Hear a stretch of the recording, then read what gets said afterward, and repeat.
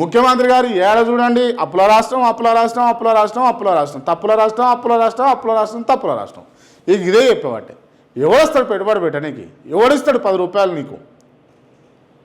కదా ధనికంగానే ఉన్నది అని చెప్పుకోవాలి ఉన్నా లేకున్నా చెప్పుకోవాల్సిందే ఇక గట్టిగానే ఉన్నాం ఈడ 10 రూపాయలు పెడితే మీరు 1000 రూపాయలు సంపాదిస్తారని చెప్పాలి అప్పుడు పెట్టుబడులు వస్తాయి వృద్ధి రేటు పెరుగుతుంది ఉద్యోగాలు పెరుగుతాయి మీ పైన ప్రెజర్ తగ్గుతుంది ఈ చిన్న లాజిక్ ఎట్లా మర్చిపోతారో నాకు అర్థమవుతలేదు సో వాట్ ఎవర్ చెప్పాలనిపించి చెప్పిన చాలా రోజుల నుంచి అనుకుంటున్నాం 500 కోట్లను కూడా పెట్టలేం ఎన్నికల బరిలోకి దిగాక వెనుకబడకుండా ఉండాలంటే పరిగెత్తాల్సిందే ఈ క్రమంలోనే హామీలు ఇచ్చాం ప్రభుత్వం తరఫున కనీసం 500 కోట్లను కూడా మౌలిక వసతులకు పెట్టుబడులకు ఖర్చు చేయలేని పరిస్థితి ఇప్పుడు నెలకొంది ఈ నెల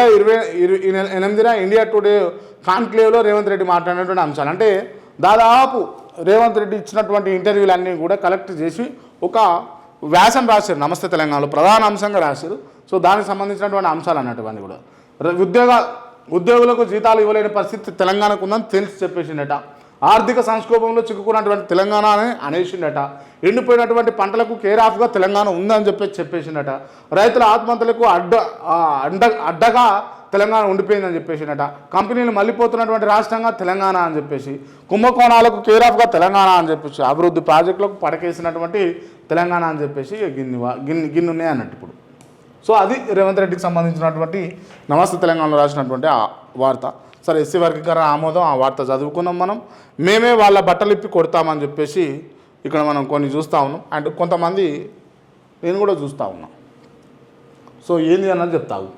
ఓట్ల కోసం వస్తే రోడ్ల మీద నిలబెడతాం నీళ్ళ కోసం కొట్లాటకు అసెంబ్లీకి వస్తాం సర్కారు నీళ్ళు ఇస్తామంటేనే పంటలు వేసినాం కాంగ్రెస్ను నమ్మి నిండా మునిగినటువంటి మునిగినాం ఎకరాలు ఎండిపోయింది అప్పుల పాలైపోయినాం ఏడిపై మిగిలింది మాజీ మంత్రి జగదీశ్వర్ రెడ్డి ఎదుట పెన్బహార్ మండల రైతుల ఆక్రోశం ఇప్పటికైనా నీళ్ళు ఇస్తే ఉత్తమ్ కాళ్ళు కడిగి నెత్తిన పోసుకుంటానని జగదీశ్వర్ రెడ్డి ఓ సెంటిమెంట్ డైలాగ్ అయితే పెట్టేసింది ఇప్పటికైనా నీళ్ళు ఇస్తే ఉత్తమ్ కాళ్ళు కడిగి నెత్తిలో పోసుకుంటామని చెప్పాడు అంటే నీళ్ళు లేని పరిస్థితి వాస్తవానికి టు బి ఆనెస్ట్గా మాట్లాడుకుంటే తెలంగాణ రాష్ట్రంలో నీళ్లు లేక పంటలు ఎండిపోతూ ఉన్నాయి పశువులు మేస్తూ ఉన్నాయి గొర్రెలు మేస్తూ ఉన్నాయి బర్రెలు మేస్తూ ఉన్నాయి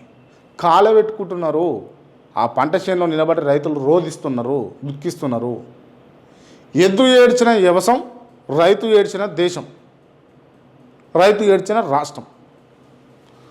బాగుపడినట్లు లేదు అని చెప్పేసి చరిత్రకారులు రాసినటువంటి వార్త అది అంశం అది మీరు గమనించుకోవాలి ముఖ్యమంత్రి గారు ఎందుకనంటే పదే చెప్తే కూడా బాగుండదు చెప్పినా కూడా మీకు గిట్టదు మహిళా జర్నలిస్టుల విడుదల మహిళా జర్నలిస్టులు మొన్న అరెస్ట్ అయ్యారు కదా తన్వి అదేవిధంగా రేవతి సో వారిని విడుదల చేసినటువంటి అంశం అయితే చూస్తూ ఉన్నాం కేసీఆర్ గుడి సూపర్ అని చెప్పి యాదగిరిగుట్ట ఆలయంపై ఉభయ సభలో ప్రశంసలు కేసీఆర్ అభిలాషతో నిర్మాణం మండలి చైర్మన్ గుత్తా అద్భుతంగా కట్టారు కాంగ్రెస్ ఎమ్మెల్యే రాజగోపాల్ కేసీఆర్ కృషిని మర్చిపోవడం బాధాకరం ఎంఐఎం ఆలయాన్ని అభివృద్ధి చేసింది కేసీఆర్ మంత్రి సురేఖ గుట్టకు గొప్ప ప్రాచుర్యం ఉంది కాంగ్రెస్ సభ్యుడు శ్రీహరి ఆలయం నిర్మాణం వల్లే ఆదాయం అని చెప్పేసి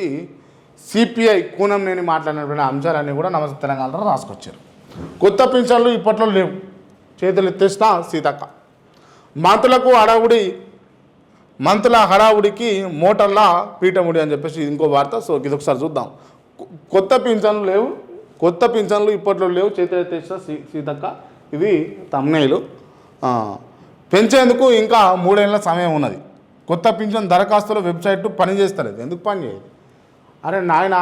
ఏ ప్రైవేట్ వాళ్ళు చేస్తుర్రు బ్రహ్మాండంగా ఓ 20,000 ఇస్తే వాళ్ళు నడిపిస్తూ ఉన్నారు ఒక వెబ్సైట్ను ఇప్పుడు కేఆర్టీవీ వెబ్సైట్ ఉంది కదా ఓ 20,000 ఇస్తే వాళ్ళని నడిపిస్తారు మంచిగా బ్రహ్మాండంగా ప్రభుత్వం దగ్గర 100 కోట్లు 1000 కోట్లు ఖజానా పెట్టుకొని మీరు వెబ్సైట్లు పనిచేస్తారని చెప్పుడు ఇది దిక్కుమాలిన అంశం కాదు ఇది అంటే ఆడరాక పాద గజ్జలు లేకపోతే ఇటువంటి సామెతలు ఉంటాయి కదా ఇవన్నీ చేర్చుకోరు ఇక్కడ